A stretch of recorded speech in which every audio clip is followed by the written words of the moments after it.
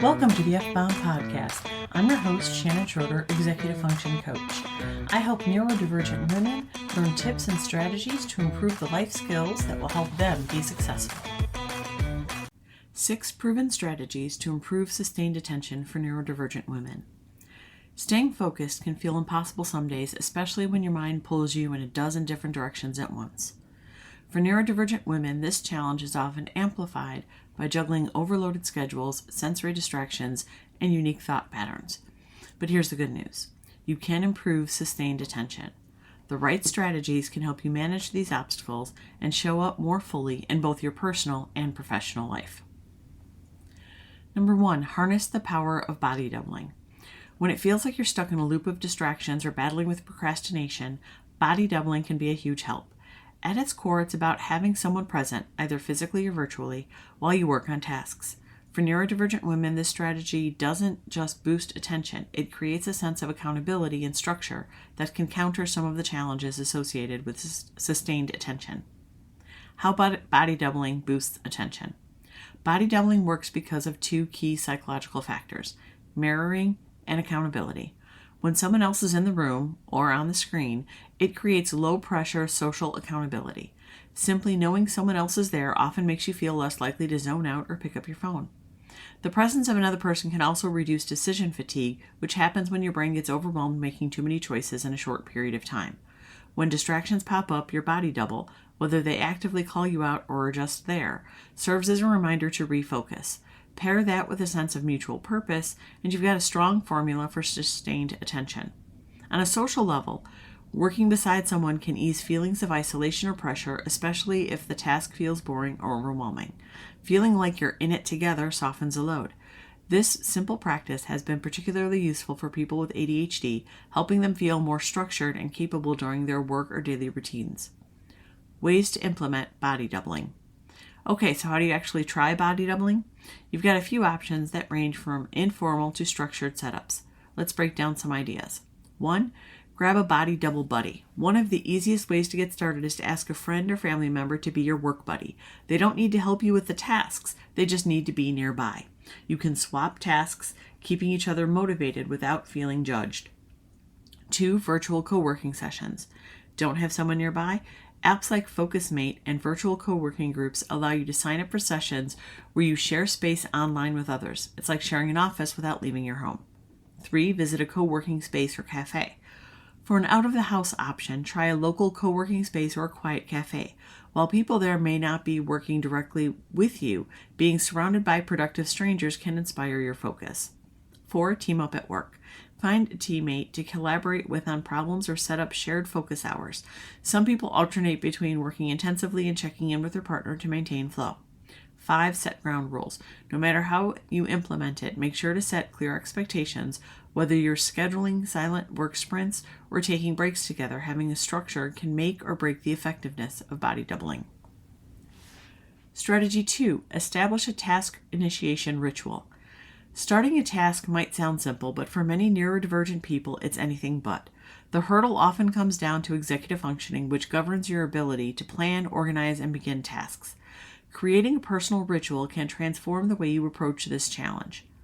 Understanding task initiation challenges. Task initiation struggles aren't just about laziness or lack of motivation.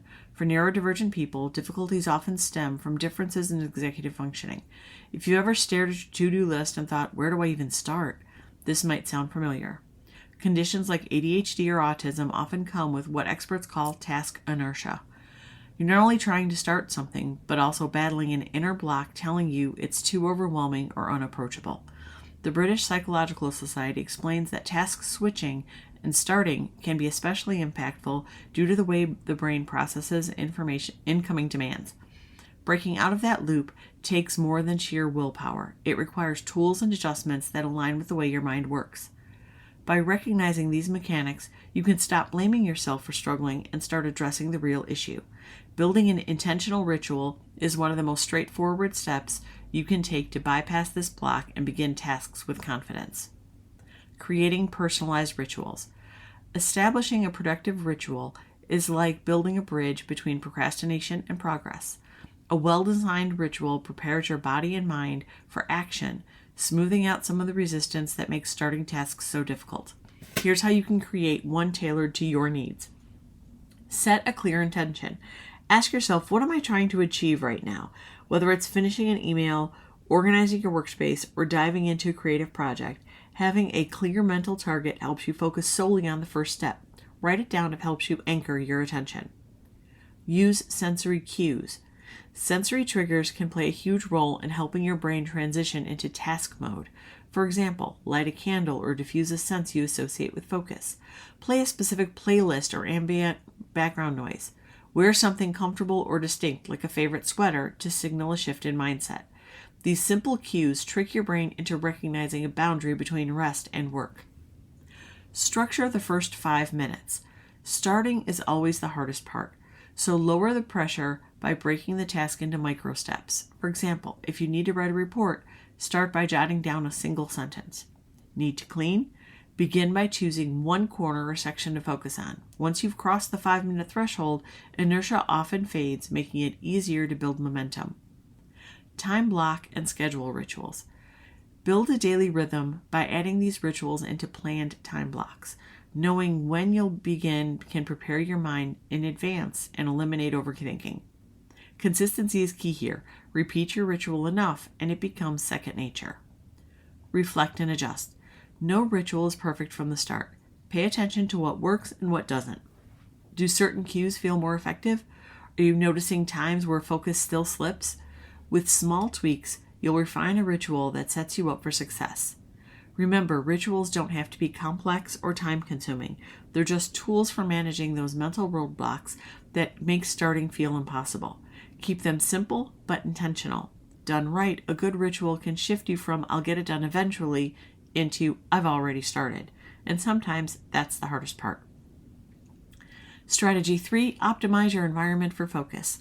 Your surroundings have a direct impact on your ability to concentrate. A scattered or overstimulating environment can make it difficult to maintain sustained attention, especially for neurodivergent women who may already struggle with focus due to sensory processing challenges. By tailoring your space and identifying distractions, you can create a more supportive setting for your brain to thrive. Identifying environmental distractions. Before you can optimize your environment, you need to recognize what's pulling your attention away. Sometimes these distractions are obvious, a pinging phone or a roommate chatting nearby. Other times they're more subtle, like poorly arranged furniture, dim lighting, or visual clutter you've grown accustomed to. Here's how to start spotting your biggest culprits. Digital distractions. Notifications from apps, emails, or social media can hijack your attention in an instant. Do a quick audit of your devices. What notifications are actually necessary, and which ones can you mute? Consider putting your phone in another room or using apps that block distractions temporarily. Noise pollution. Background noise like traffic, neighbors, or even the hum of an appliance can subtly erode your focus. Noise-canceling headphones or white noise machine can work wonders here. Physical clutter. Workspaces filled with random papers, knickknacks, or undone tasks can overwhelm your senses. Take a few minutes to organize your immediate surroundings. A clutter-free zone tells your brain this is a place for focus. Lighting issues.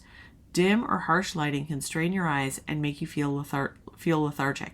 Pay attention to how natural light impacts you during the day and supplement with adjustable desk lamps to mimic a productive glow. Once you've identified the distractions, the next step is to make your space work for you rather than against you. Setting up a productive space. Creating a focus-friendly workspace doesn't require a total overhaul. It's often about small, intentional changes that align your environment with your needs. Embrace comfortable, supportive furniture. Invest in a chair that supports good posture and a desk that fits your natural setup. If you spend hours sitting, a bad chair isn't just uncomfortable, it could also lead to fidgeting and disruptive attention. Prioritize lighting. Lighting has a profound effect on your mood and energy. Aim for a mix of natural light and adjustable artificial lighting. Studies in workplace design show that balanced lighting improves productivity and focus. Keep tools within reach. Organize frequently used tools like notebooks, pens, or chargers within arm's reach. A clutter-free desk doesn't mean essentials are inaccessible. It's about deliberate placement. Add visual cues that motivate. Incorporate items that inspire you but don't distract, like a small plant, a vision board, or framed affirmations. Minimize sensory overload. Sensory sensitivities can derail even the best focus plans. Pay attention to how textures, colors, or smells affect your energy. Simplify your space with soft fabrics, neutral tones, and scents that calm rather than overwhelm. No matter the size of your home or office, a productive space is about fostering calm and control. Being intentional about how your environment functions day to day empowers you to maintain sustained attention and tackle your goals with greater focus. Strategy number 4, master time blocking for structured focus. When your day feels like an endless to-do list, time blocking can be a lifesaver. This straightforward method helps you organize your schedule into focused work segments, and intentional breaks. Instead of multitasking and losing momentum, you focus on one task at a time, maintaining your sustained attention throughout the day. How to effectively time block. Time blocking involves dividing your day into dedicated slots for specific activities. Each block serves a purpose, whether it's deep work, meetings, or simply taking a breather. Here's how you can get started. Write down your priorities. List the tasks you need to accomplish. Start with the most important or time-sensitive ones. These will eventually get larger chunks of your day. Assess your energy patterns. Notice when your energy peaks and dips during the day. Schedule challenging tasks during high-energy periods and assign easier activities or breaks to the low-energy slots. This approach honors your natural rhythm and boosts productivity. Create focus slots. Break your day into 30 to 90-minute sections. These focus blocks are dedicated to individual tasks like writing, brainstorming, or answering emails. Stick to one task per block to avoid distractions. Schedule intentional breaks. Use your calendar to slot in breaks between work blocks. Studies show that resting improves focus and prevents burnout. Even just a 5 to 10 minute walk can reset your mind and help you tackle the next block more efficiently. Respect your plan. Treat time blocks as firm appointments, not flexible suggestions. The more you stick to them, the easier they become to maintain over time. Remember, the goal of time blocking isn't rigidity, it's creating a structure that supports your ability to focus intentionally. Strategy 5, schedule tasks based on energy levels. Your energy isn't static, it ebbs and flows throughout the day. For neurodivergent women, recognizing and working with these natural patterns can be the key to maintaining sustained attention. Instead of pushing through and draining your energy when it's naturally low, you can use this insight to align your tasks with your most productive windows. Identifying your energy patterns. Every person has unique rhythms that dictate when they feel most alert and when they're running on fumes. Understanding your energy levels is the first step to building a day designed for focus. To get started, try tracking your energy patterns throughout the day and week. This could involve keeping an energy diary. Record how you feel during different times of the day on a simple scale of 1 to 10. Note when you feel sharp and when you tend to hit that afternoon slump. Apps like Energy Level Tracker make it easy to log energy in real time and analyze trends over a week. If pen and paper suits you better, dedicate a notepad for this purpose. Matthew Knight's method in keeping an energy diary suggests checking in hourly. Set reminders to jot down what you're doing and how focused you feel. This helps you pinpoint specific patterns specific to you. Once you've tracked your energy for a week or two, it'll likely reveal a rhythm, your personal productivity timeline. Maybe you're at your best in the early morning, or perhaps you hit your stride in the evening. Knowing these peaks and valleys will let you schedule smarter instead of harder. Matching tasks to energy levels. Now that you've identified your natural energy waves, it's time to assign the right tasks to the right times. Think of this as matching tools to the job they're best suited for. During high energy peaks, prioritize tasks that require deep focus or creativity. This might include writing reports or emails, problem solving or brainstorming, learning something new, or mastering complex skills. Low energy periods, on the other hand, are perfect for simpler, routine activities that don't tax your brain as much. Examples include filing documents or organizing your workspace, responding to straightforward emails, reviewing notes, or doing light reading. One strategy is to write down your daily or weekly to-do list and then assign each task an estimated energy requirement, high, medium, or low.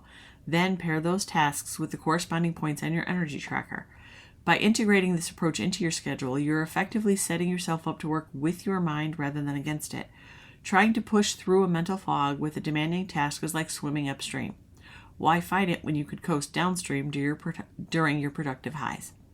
Strategy 6. Incorporate movement into your workday. When you think about improving focus, moving your body may not be the first thing that comes to mind, but staying physically active even during a packed workday can sharpen your focus and prevent mental fatigue. The connection between movement and focus. Movement does more than keep your body healthy. It supercharges your brain too. Regular physical activity pumps extra blood and oxygen to your brain, which supports better cognitive processing, memory, and most importantly, sustained attention. When you move, your brain releases chemicals like dopamine and serotonin that help regulate mood and stress levels, two key factors that impact focus. Studies show that even brief periods of physical activity can boost your ability to stay on task. According to research shared on Harvard Health, exercises like walking improve memory and thinking skills by reducing stress and enhancing sleep. This means that your ability to focus isn't just about mental willpower, it's deeply tied to how well you're taking care of your body. Ideas for movement breaks. You don't need to run a marathon or squeeze in a full gym session to reap the brain-boosting benefits of movement. Small and simple bursts of activity can be just as effective. Here are easy ways you can try today. Take a quick walk. Try stepping outside for some fresh air or walking in place for 5 to 10 minutes. Movement like this breaks up long periods of sitting and injects energy back into your day. Desk stretches. Stretching doesn't just feel good, it loosens muscles and reduces tension that builds up while sitting. Options like neck rolls, shoulder shrugs, or seated spine twists can make a world of difference. Do mini desk workouts. Try moves like chair squats, calf raises, or leg lifts, all easy to perform without leaving your workspace. Set a timer for micro breaks. Use your phone or smartwatch to remind yourself to move every hour. Even something as quick as a lap around your desk or kitchen counts as movement. Stretch sessions with intentional breathing. Combine stretches with deep, slow breaths. This helps your nervous system relax while re-energizing your brain. When you incorporate these movements into your day, you're training your brain to stay engaged no matter the tasks ahead. Movement doesn't have to disrupt your schedule, it becomes a support system for your focus. Improving sustained attention starts with figuring out what works best for you. The key is creating systems that fit your unique needs. Experiment with these strategies, adjust as needed, and don't be afraid to mix and match until you find what clicks. Small changes can lead to big results over time. I hope you enjoyed this episode of the F-Bomb podcast. Thank you for listening. Remember to subscribe below and check out my show notes to learn more about my Facebook group, courses, and membership.